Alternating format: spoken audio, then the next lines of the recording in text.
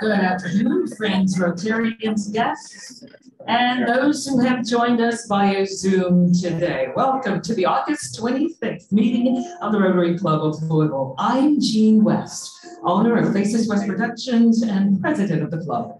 To provide our invocation is Sharon LaRue, executive director of the Kentucky Foundation for Women. Fellow Rotarians, please join me in your prayer tradition. I begin today by giving thanks for our ancestors, the lineage of people who have brought us to this moment, and to acknowledge that we are gathered here on the traditional lands of the Osage, Cherokee, Miami, and Shawnee. We pay our respects to elders, both past and present, and give gratitude for future generations. In honor of these ancestors, I'm reading a prayer from Black Elk. Grandfather, great mysterious one, you have been always, and before you, nothing has been. There is nothing to pray to but you. The star nations are all over the universe are yours, and yours are the grasses of the earth. Day in and day out, you are the life of things. You are older than all need, older than all pain and prayer.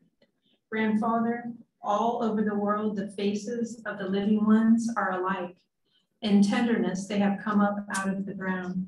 Look upon your children with children in their arms, that they may face the winds and walk the good road to the day of quiet. Teach us to walk the soft earth, a relative to all that live. Sweeten our heart and fill us with light, and give us strength to understand and the eyes to see. Help us, for without you, we are nothing.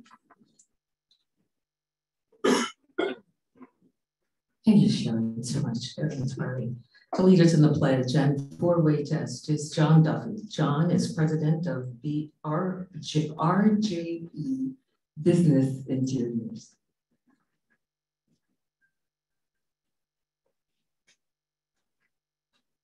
Allegiance to the flag of the United States of America, and to the republic for which it stands, one nation, under God, indivisible, with liberty and justice for all. Now, for the test. The things of the truth, say the very law and serve, will build goodwill. Will be beneficial to all concerned. Thank you, John. Before you're seated, Rotarians, we cannot be tone deaf to not only what is happening in our community, but what is happening around the world. And if you, like John, saw the news today, there is activity going on in Afghanistan. So just a moment of reflection for those who are there, those who've gotten out, those who can't get out, and those who have been there and have come home over the years. All right, Rotarians, you may be seated.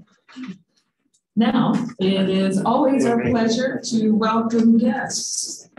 And we have Euro quarterback in the house. Okay, my guest is Brendan Bursley, Senior Consultant at Deloitte Defense. Please stand, Brendan, welcome. And Rotarians, please take this time to go to the mic, introduce yourself first, then your guest, and guests, please stand to be recognized when your name is called.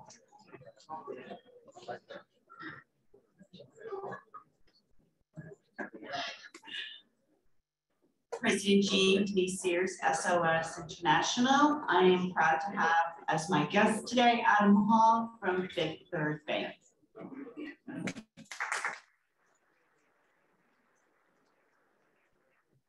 Hello, President Jean. Walt Kuno here, my dear friend Billy Bean. He's been a public servant for years, most notably in the Patent Administration as Finance Director.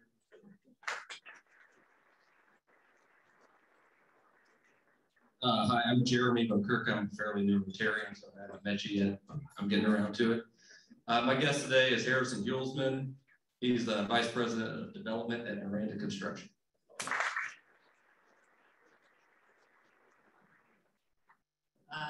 Good morning or afternoon. Susan Donovan, President of Bellarmine University, and my guest is Dr. Sean Ryan, Vice President for Senior Vice President for Administration at Bellarmine.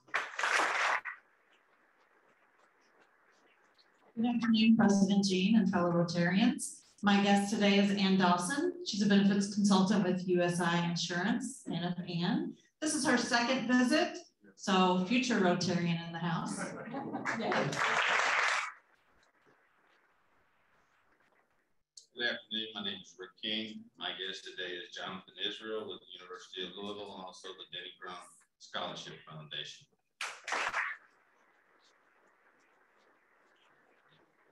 President Jean, my name is Jay Mallory. I'm Executive Vice President with Image Quest. And my guest today is Linda Hillenbrand. I think she's here somewhere. There she is. And Linda is the Community Outreach Event Coordinator with Supporting Heroes. So welcome, Linda. Jeff Underhill. My guest today, please stand up. I've known every day of her life.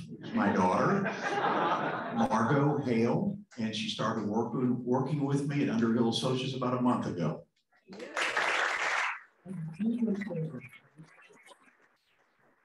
I'm William Knopp, and I wandered in from the Bryson City, North Carolina Rotary Club. I was past President's Club in 08 and 09. It's great to be back. Thanks. If you'd like to learn more about Rotary, please stay after the meeting for a What is Rotary session with Craig Sherman in the back table here. Now it is time for our Cajun culture class. All right. The slogan of Louisiana's license plate is Sportsman's Paradise. The most popular sport is fishing. In the bayous, we use a special boat because of the shallow waters. What is that boat called? Pirogue. Whoa, you got it right. Pirogue. There you go. Very good. Do we have pictures of pirogues? There you go. Flat bottom. And if you guys have heard of the Cajun Navy when there's a disaster like Katrina or whatever, and these Cajuns all get their boats and go and rescue people, it's because they have pirogues and they're shallow bottoms. So they work better on streets and driveways, etc., in rescuing people from flooding. Everybody's got one. My brother's got two. So in the news, Rotarians Barbara Lynn Jamison unveiled a new space for the Kentucky Opera. WDRB News covered the announcement of a new facility known as the Opera Center on Magazine Street in downtown Louisville. The center will provide space for rehearsals, auditions, building costumes, special events, and business operations. So salute and congratulations to Rotarian Barbara Lynn Jamison. And our own president-elect, Walt Kuhnau, had two entries last week at the Kentucky State Fair. He received a second-place ribbon for his sunflower and also a third-place ribbon for his spicy crackers.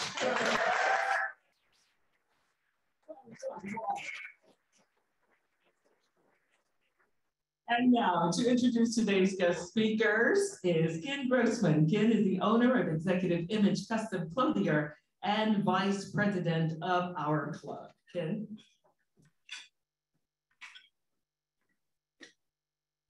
Thank you, Jean. First, I want to thank Delene Taylor, our speaker chair, because our committee came up with this idea, but Delene really put it into action and made it happen. So Delene is very responsible for our program today. Earlier this year, the NCAA made the historic announcement that every NCAA athlete in the country will be able to make money from endorsements and through a variety of other ventures starting Thursday, July 1st. The NCAA Board of Directors decided to officially suspend the organization's rules prohibiting athletes from selling the rights to their names, images, and likeness.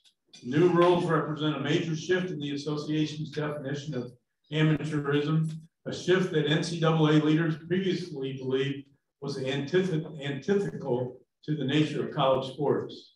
We have a panel of experts here who will explain what it means for collegiate sports, the University of Louisville, the student athletes, and perhaps even the future of the NCAA. Vince Tyrae, a man who needs no introduction, Louisville native, was named as the University of Louisville's Vice President for Intercollegiate Athletics and Director of Athletics on March 26, 2018. He had previously served in an interim role leading Cardinal Athletics for 6 months prior to his appointment. Tyrae has been active since assuming his position, using his business acumen, passion for Cardinal athletics, and background in athletics to lead Uofl during a period of transition. Vince cares about the student athletes at Uofl and is doing everything possible to bring success, integrity, and leadership to all the sports of the Uofl campus. Former student athlete himself, Tyra graduated from Trinity High School in 1984 as the state's top baseball prospect. He was a 4-year baseball letterman, 2-time team captain at the University of Kentucky, earned a BS in health administration in 1989. Drew Diener is the vice president of ESPN Louisville, as well as an on-air talent. After graduating from St. X, Drew studied at Transylvania University, jumping at every sports-related internship he could along the way. After a stint in covering sports at WYMT TV in Hazard, Kentucky, Drew transitioned to sports radio. In 2012, Drew was instrumental in creating and bringing an ESPN radio affiliate to Louisville. You can catch Drew Diener's show in the mornings from 7 a.m. to 10 a.m. on both ESPN 680 and 93.9 FM. Matt Banker joined Uofl as Associate Athletic Director in 2013. He has served as Sports Administrator for men's soccer and women's rowing and Athletic Department's liaison to University Housing. Banker is the Athletic Department Administrator who is primarily responsible for leading the Uofl Athletic Department's compliance with the new NCAA name and image and likeness initiatives. Finally, we're excited that the 4th and 5th members of our panel are student athletes, Malik Cunningham and Ryan Chalifoux. Malik from Birmingham, Alabama is a junior, and you all know he's a starting quarterback in the Uofl football team.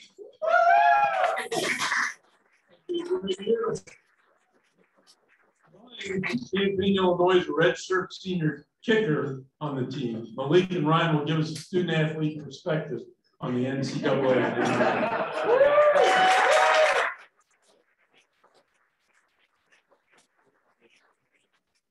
All right, so we'll have Coach Tyrae come up to say a few words, and again, this is going to be a chat. So have your questions ready. We're going to talk a little bit and then have you ask questions of the team.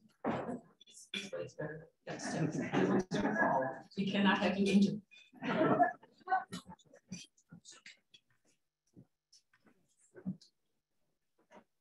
Thanks for attending today in support of the Rotary. As you know, I've got the opportunity to enjoy this more than once, and we always love seeing the turnout, and happy that we can bring the media with us today to talk about the Rotary as much as talk about name, names, and likeness. But it is probably, you know, one of the biggest changes in college athletics in a long time. And it's interesting, it came about at the same time that the transfer situation changed as well, where kids are immediately eligible when they transfer their first time, they can play right away. And it came at the very same time that the name, names, and likeness, you know, legislation changed. So it does open up a new world in athletics. It certainly opens up a new world of challenges as well.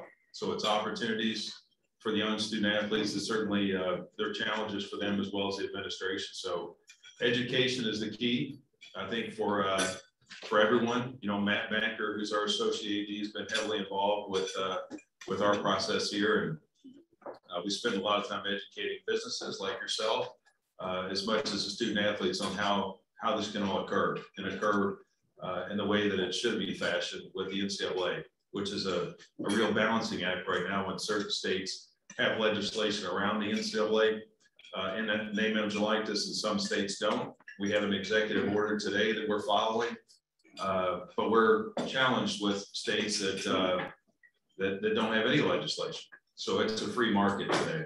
And what we're seeing in some of these name, image, and likeness deals are, you know, sometimes they're eye-popping in terms of what's happening and how it's happening, paying for scholarships or walk-ons and things like that we've seen in other states. You've certainly seen a number of other deals that are larger in scale for individual athletes whose names you may not recognize. So it's always a question of, with someone like Malik, you're going to know the individual. He's got his own name, image, and likeness. There'll be other cases where the name, image, and likeness is the universities. So when you hear a coach speak of a player receiving a fair sum of money at a very well-branded university, it's probably more in their name and likeness as much as it is for the athletes.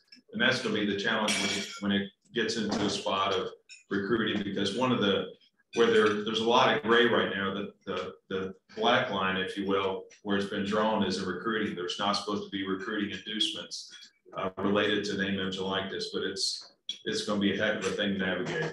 You can see it already. You know, most recently this week, we had Syracuse had their top basketball recruit decommit from them, and unfortunately told the media, I want to shop around what name, image, and likeness opportunities are elsewhere versus here. And that's a scary moment for universities if that's going to be the case, in terms of trying to figure out where they can make the most money in the time that they're in during their collegiate eligibility. So we're doing all we can, and that's why we're here today. You know, it's a great topic for us to talk about as a community. A number of our athletes are involved in these activities today, and it's all sports, whether it's lacrosse, swimming. Matt can talk about it because there is a requirement of disclosure. So we're seeing a variety of, it could be a $50 thing, or it could be a $25,000 or $30,000 endorsement deal that we've seen come through so far, and there'll be more of them. And we have, we've got a special athletic department full of really special individuals, like the two that are with us today. And they're eager to learn. They're eager to get out there. Obviously, they're eager to make a few bucks too, as you can appreciate. So with Matt and I and our team internally, we're trying to guide that process. And hopefully, if you have questions today, we can talk about that here. We'll try to direct that interest to a good space, keep Louisville in a good place as it relates to the NCAA. So I know, Jane, you want to introduce us, and we'll get a little panel discussion going here too.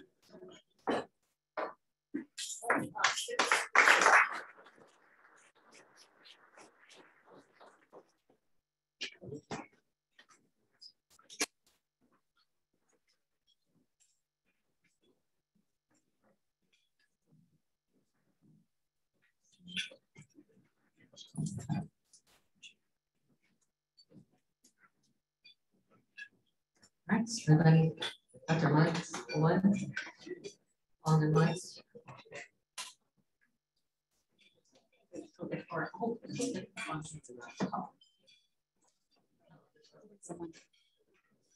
Just hold it. Is everybody on? Everybody's mic on? All right. So to put this in perspective, with help from CBS, Turner Sports, the NCAA gets nearly $1 billion a year for holding March Madness in college basketball. That's just March Madness. That doesn't count the other billions for college playoffs, et cetera. So they're making billions. Coaches, with all due respect, generally, are making millions. So is it not fair for the athletes who are providing these opportunities to also share in that treasure? I'd like to hear from the student athletes. Ryan, your thoughts? I don't have a mic, so I'll just try to speak as loud as I can. Yes, there's a lot of money in college athletics. It's been seen throughout time. You know, March Madness, everyone tunes in, everyone watches the games. Now there's a college football playoff. Hold on one second.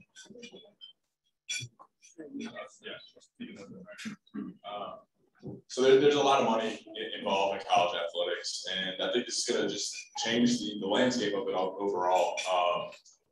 But in college athletics as well, there's a lot of more pieces to the puzzle. There's, you know, people that get paid at their jobs, whereas there are academic advisors, where people working in the athletic department to make sure these student athletes have the best experiences they can, and while gaining a college degree and the education that comes along with it. I just think it'll be very interesting to see where this goes, and it'll be very exciting for this going forward, and how it does change the landscape of college athletics. Oh, all right. Well, I feel like it's a good experience for us as athletes to actually be able to benefit from most things that are on the table. Like Ryan said, a lot of us come into it, like the outside help for the advisors, things like that. So guys, well, us as athletes don't really know much about it. So the help has really been really big over the past few months for my It's up to the member schools to make sure that their NIL involved athletes follow state laws, NCAA standards, school regulations, paying taxes on those earnings. So where is the oversight? Matt, I guess that's a question for you. Great question. It is a very dynamic situation, and I shared with someone prior to the lunch today that, you know, our student athletes are really getting minors in business, even if they're not enrolled in that. Everything from compensation and taxes and those implications to other, I would say, student athlete specific situations. We have a good number of international athletes, so compensation can affect their visa status. And there's a variety of things we're really trying to help inform and educate our athletes about so that they can be empowered to make great decisions around using their NIL, partnering up with companies and businesses in a variety of ways. And that's what's been neat so far to see is our student athletes are very enterprising. They're hardworking. We always have employers coming to us about, you know, student athletes make great employees and leaders because of what they learn on the field and the court of play, but they also are very interested in NIL because of the branding and the social media aspects of our world these days. So our big role as an institution, as naturally as it is to educate them around NIL, just like they are pursuing a degree. So we continue to kind of walk up to those situations and student athlete by student athlete and give them some consulting and put them in a good place to make good decisions. You were kind of in a position to know, kind of feel, get the pulse of what's going on nationally. And Coach mentioned a situation where players are shopping around. Are you seeing a lot of that nationwide? I think we're still trying to figure out what deals are going to be in place. You know, Alabama's coach right before their media day said their quarterback who hasn't taken a snap yet has almost $1 million in endorsements, but I don't think we've really seen that yet. And the question that I've sort of always had with this, and probably, you know, Matt would have to do with in compliance, and it may not matter, is what's a real market and what's a false market. Like somebody might have a business here, they might want Malik to come endorse their company, pay him X amount, hoping they get X amount plus $1 back. Whereas you worry about, I don't know, worry is the right word, but it may be at some school where they just have, you know, $500,000 to the side to basically pay a player, even if they're not going to get return on investment. They just want to, you know, they have the wherewithal to be able to do that. I think to me, that's one of the more interesting parts about it. But either way, whatever it's worth to someone, it's worth what it's worth. If they think it's worth it to do that, then it's their money. Coach, has anybody approached any of your athletes yet? And what is the appropriate way to approach an athlete? Yeah, I mean, there's certainly been activity going on. Malik, to my right, says some really good activity, frankly, and we'll continue to. And I think he represents himself in a really good way. So he's a role model in a lot of ways for himself. So he probably doesn't need our brand as much as some do. But yeah, I think the biggest thing for us is really about education of the process, because most are curious as to what they can and can't do. And to Drew's point, there isn't a fair market value today. So it's hard for us to provide any guidance of what the market is because it's not set. There wasn't a market here today. So when you hear about athletes showing up at weddings or birthdays for $5,000 or $10,000, there's no market to gauge whether that's right or wrong. So we are seeing a lot of activity where they attend events as much as would represent a company and a billboard and things like that. So, you know, when they do approach, as Matt would tell you, our approach is to say, you know, we're not going to broker the deal. That's where we can. There are states that don't have rules today. And unfortunately, we see some of that going on, but we don't feel that that's our role right now, is to broker the deal. I feel like most companies are learning how to approach. They seemingly know how to find these athletes, student athletes on campus or through direct messaging, all the ways that they could probably tell you they get contacted. But they do find them, and our method is to make sure that they know the resources available. We have a law clinic that we set up at the university for students as much as student athletes. We have Open Doors, which is a marketing for social media that they know how to leverage that as well. They know how to, whether they can use the university marks or not. If it's with a current sponsor that has with Learfield or others that use our marks, then they're likely going to have the ability to use the marks. But if they don't, they're not going to be wearing Uofl gear or supporting the brand if they're, you know, representing a company at just a one-off that jumps in and says, hey, I want to get that student athlete in my ad or on my billboard, but they're not currently a sponsor of the university. They have the rights to the marks. Really? If you're comfortable, can you talk to us about your interactions and what's going on if you can, and how did that happen? Oh, well, I have a few deals on the table. I mean, I'm not comfortable with saying it, but through direct message, through via email, and I have a marketing team set up, so those guys actually go through them first, and they tell me about the deal. Because the main thing for me is the season. And so I let those guys handle that part, and if I like the deal, I accept it. If not, I'll just keep moving on. Rotarians, please go to the mic and ask your questions. I'm curious, and whoever would like to answer this, please jump in. What about conflicts of interest? How is that handled, Matt? Sure, no, that's a great question, and related to something Vince was talking about. You know, we have our corporate sponsorships and partnerships and those types of things. And one of the things that we have to think about is sort of where we carve out the distinction between student athletes who are in sort of the Uofl athletic activity realm, and then their outside individual time, so that we're not crisscrossing, for example, and using Malik after a game, you know, he's still sort of under the Uofl, you know, reporting to football, participating in his sport, and understanding that there needs to be some separation between his corporate NIL activities and our Uofl activities. And that gets to some of the things related to the rights to use our marks and things like that. So obviously he's going to be in our football uniform. Ryan will be in our football uniform and wearing our cardinal bird head and those kind of things. So when they're in those practice and training and in those situations, they're going to have to be some separation from that and their NIL activity, those kind of things. Well, Anyway, Vince, I think that one of the hallmarks of University of Louisville athletics has been its commitment to female athletes in Title IX. And I think it's made a huge difference it certainly has made a huge difference in the look of the campus with all the facilities that include the women's sports. But we've got things with equity going on in our nation, in our schools.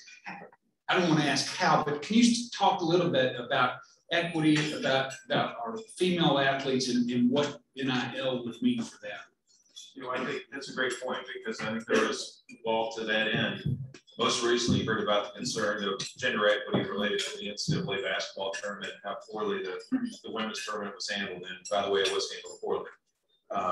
You know, there's been a review of that. I've been privy to that report by hearing the actual firm present and go through those questions with them. So, you know, that's going to change. I think there's a lot of things that are changing right now with college athletics outside of what we're talking about here. Certainly gender equity is one of them, and you're going to see improvements there. Lynn Holtzman, unfortunately, NCAA women's basketball reporting to Dan Gabb, who oversees basketball, primarily men's basketball, the $1 billion that Gene referenced. So that's not a good play. They need to have their own structure, their own representation, even though the value is different. But with that being said, when this whole name, image, and likeness came about, I think about Celine Funke, who was our president of our Student Athlete Advisory Committee, which we have 60 representatives who represents all the sports at the university, and she was the president, center fielder for our softball team, and graduated with a 4.0 over the cumulative over the 4 years, by the way. Bright lady, puts me to shame. But in talking to her about name, image, and likeness, the early questions were very concerned that our corporate sponsorship money was going to go directly to the 1% of our student athletes and the real value, and then would pull away from sponsorships to the athletic department, which potentially would hinder our investment in the women's sports. And I assured her my job was to make sure that didn't happen, and if anything, make the pie bigger, so that we could take care of that. And Louisville has a great reputation. Tom created that with the women's sports and Title IX. We've enhanced it even further. And I think if you look at our operating budgets and even women's basketball for us, chartering flights just like the men, same size planes, same kind of accommodations, all those things that we've done facility-wise, we'll continue to. You're going to see, we've done a lot more for them and will in the women's capital campaign. So we've been ahead of it as a university, and we are today. But I think here in this situation, we want to make sure that Matt and our team on campus are supporting them, that they understand their opportunities for name, image, likeness as well. The good news I can report back and seeing what's coming through our disclosure is they're as enterprising as the male athletes.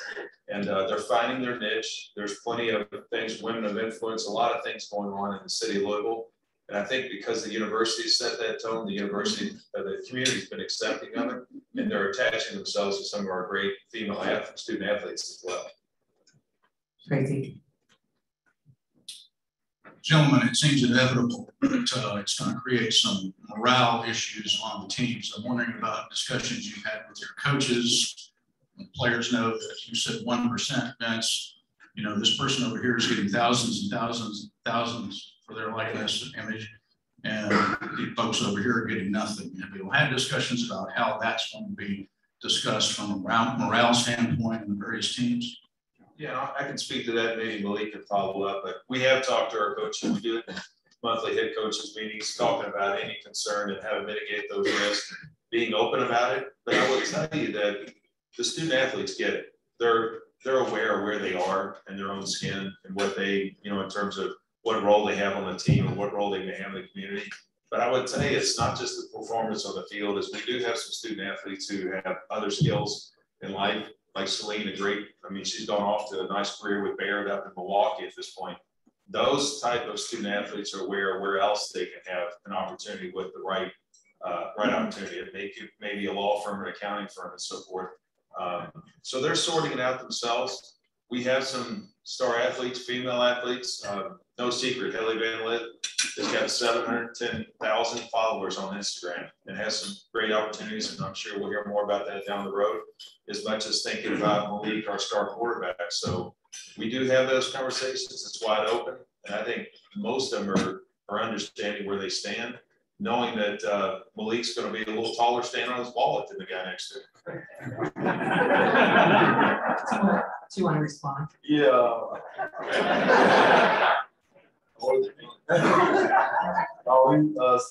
Opportunities like that, other teammates don't have as much leverage as you do. I kind of think as just help those guys out, like maybe take them out to eat, so those guys won't feel as down and not get as many deals as I am. So trying to take care of those guys has been amazing. My guess is the offensive line's hitting up for watches like yeah. Malik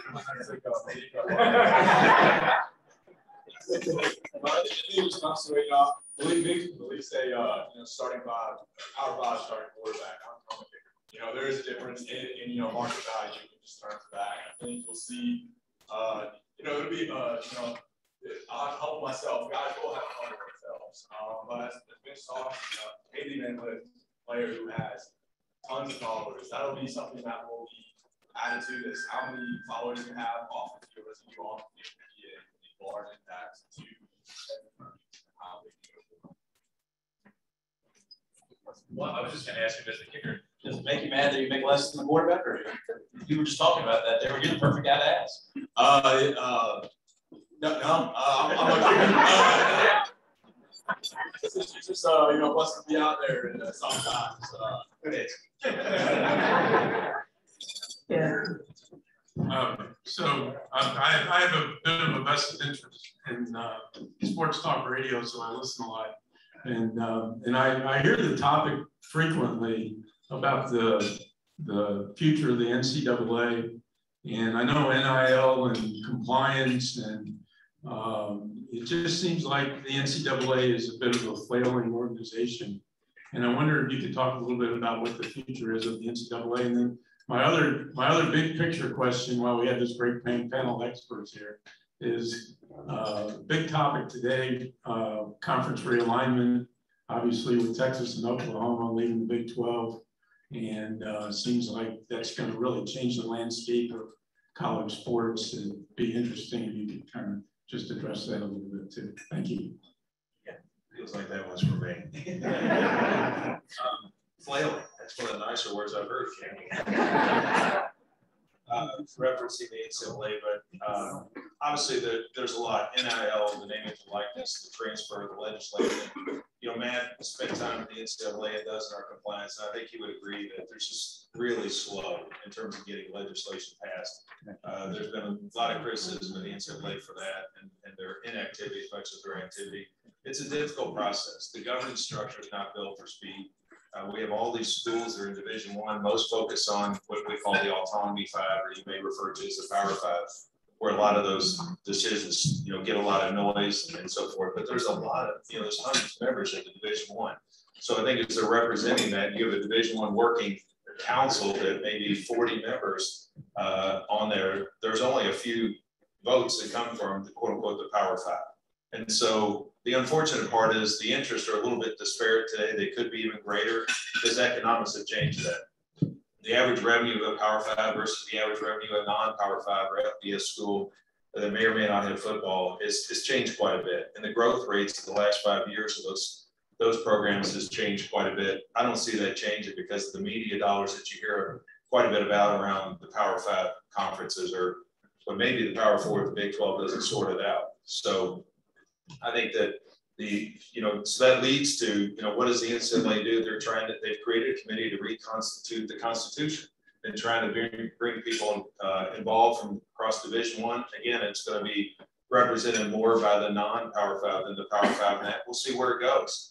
But I think the NCAA needs help. It needs to happen in short order. At least they're making the steps to try to do that with this constitutional movement. But in the meantime, I don't foresee conferences waiting. We're seeing it from Eastern Kentucky moving to a new conference, as much as Texas and Oklahoma moving to a new conference. Everybody's sorting out their path in life right now. And I think as far as realignment goes, if I tried to look at it 10 years, I couldn't tell you. But I know today, as it relates to the ACC, we're happy to be a part of it.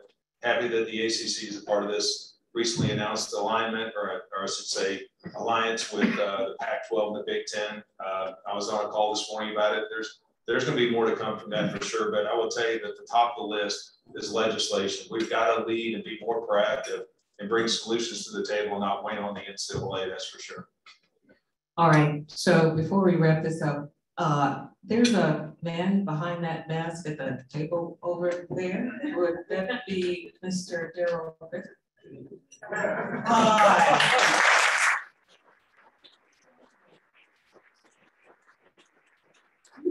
Have any thoughts about this at all that you want to share? Come on up here. No. Come on up here. And welcome to Rotary.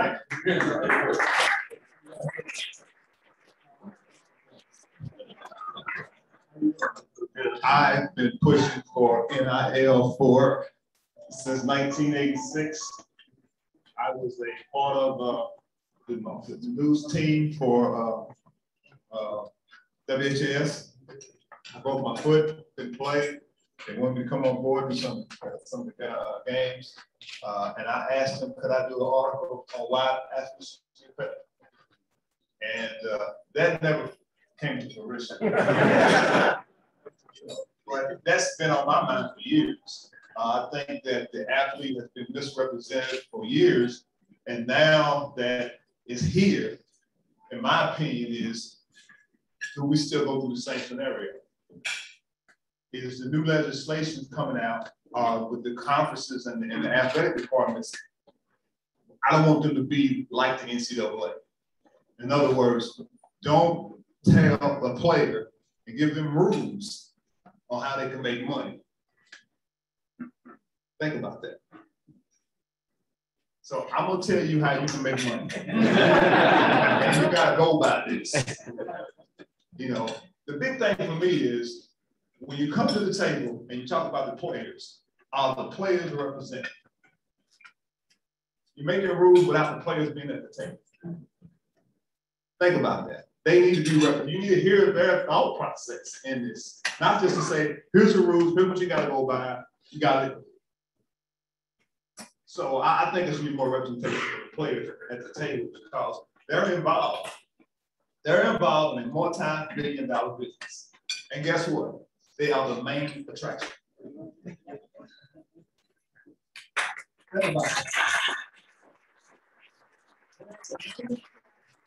been misrepresented for years. God has a way of working things out. It just happened to be in 2020, 2021 that we see the light. Now going forward is that make sure that the players are at the table, that you hear what they got to say about what you're trying to put on them without their input. I think it's so important that players have to have input. And because there's so many other, you know, if you ask me, if I was in your shoes, Malik, I would say, okay, you say I can make money in endorsements and stuff like that. Okay, but what about TV money? Think about that. If we didn't play and we boycotted the NCAA, guess what would happen? Sponsors would take away their money. So as a player, you know, and I'm saying this for the first time from Vince, but you got to think about, and this gets, you got to think about both. You got to both sides of the fence of the whole conversation.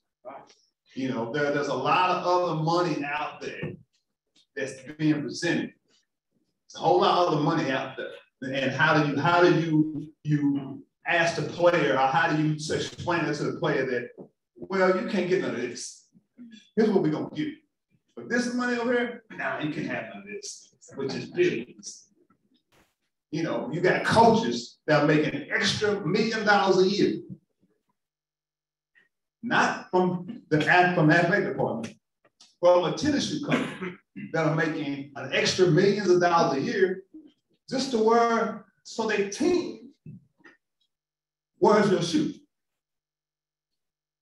The team don't get that money. Exactly. So it's just something to think about.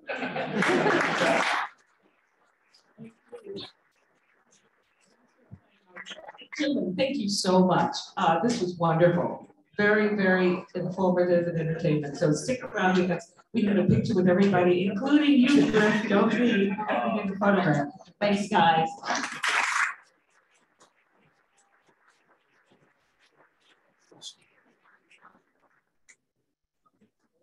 Another hand for the panel, guys. This is fun.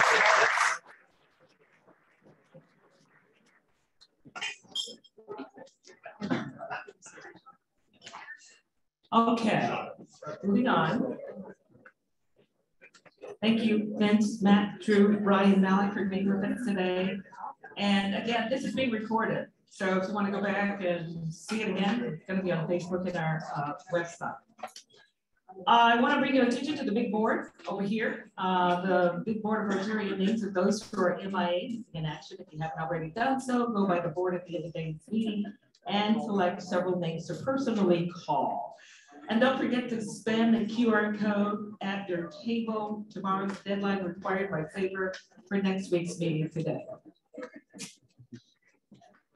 Okay. Now, would all Paul Harris Fellows please stand? And would Tim Grossman come to the podium to present 2 Paul Harris pins, please?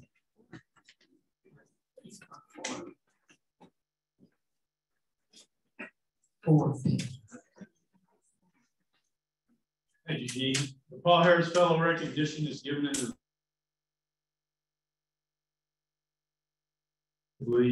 a gift of $1,000 or more to the Rotary Foundation of Rotary International. Multiple Paul Harris Fellow recognition is extended at subsequent $1,000 levels. So I would like to invite Rick King, Kevin Lynch, Mark Cool, and Mike Richardson to join Gene and I on the stage. Rick King is retired with the classification of residential and commercial interiors, and he is receiving his Paul Harris +3 pin today. Kevin Lynch, the senior financial advisor at RB Financial Group, and he is receiving his Paul Harris +3 pin today.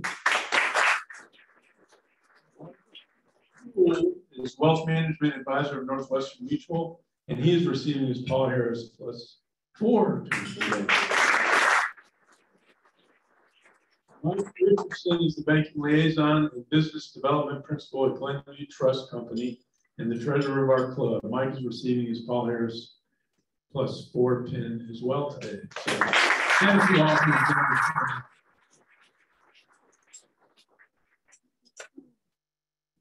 Thank you, Ken, Rick, Kevin, Mark, and Mike for your generous contributions. And now, Bruce Eaglehart, back at the stage, executive coach of Flagship Coaching LLC, will provide today's announcements. Thank you, President Jean. Okay, announcements. Remember to save the date for the service project coming up next month, on Saturday, September 25th, 9:30 a.m. This is the maintenance on the Louisville landmark. It's not maintained by the city. We're meeting there to give it a quick wash and wipe down, pull a few weeds, etc. Everyone is welcome. 600-gallon water truck will be there. And everything will be provided. All you need to do is show up. Contact Greg Braun if you have questions. And on the same day, September 25th at noon, make plans to join other Rotarians for an ice cream social. Kevin Fields is providing the location for our ice cream party at the Louisville Central Community Center at 1300 West Muhammad Ali. So add this to your calendar. New announcement, Rotary Rock and Roll Band.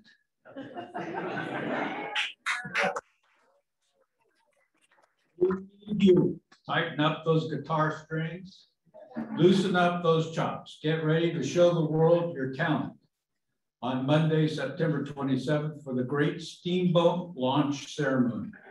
More information to come, and all of us are artists. Next week on September 2, our meeting guest speaker will be Luis David Fuentes.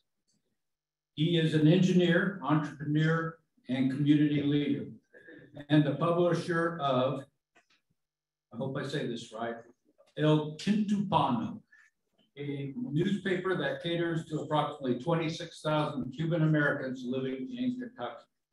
The presentation topic is Crisis in Cuba. What does the future hold? We appreciate your registering your attendance in advance and your plan for lunch. Please use the link provided on the RSVP email that you received, or scan the QR code at your table before you leave today. Please note that reservations close at 4 p.m. tomorrow, that's Friday. This is a deadline that the restaurant requires, so please respond to your intentions by tomorrow. The meeting is also available via Zoom. Now, this is the exciting part. It's time to wish happy birthday to all of the Rotarians celebrating birthdays this week. Grace Stroffman, August 26th. Charlie Mattingly, Irv Mays, Elizabeth Strail, the 27th. Brian Armstrong, the 28th. Greg Mooney, August 29th. John Walzak, August 30th. Chaz LaVille, Bill Rutledge, and Kathy Sanders on August 31st. Back to you, President G.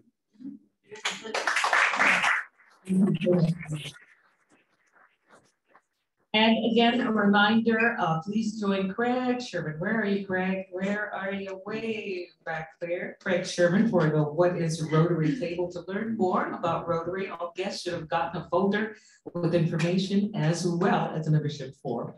And don't forget to read your Sparks newsletters. Guess one of the perks that we have as Rotarians is we have a job board that goes out to our Rotarians exclusively. And it's a board that has available jobs for and by Rotarians. So it's a plum when you are a member. And now, time for our business card drawing. Whoa. Shoot, that's the prime.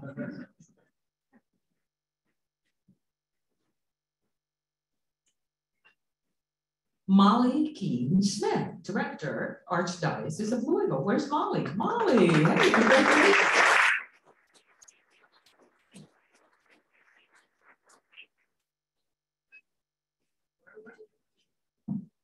Okay, that's it for us. Again, panelists, please don't leave. We need to take a quick picture before you head off to get fan pictures for everybody.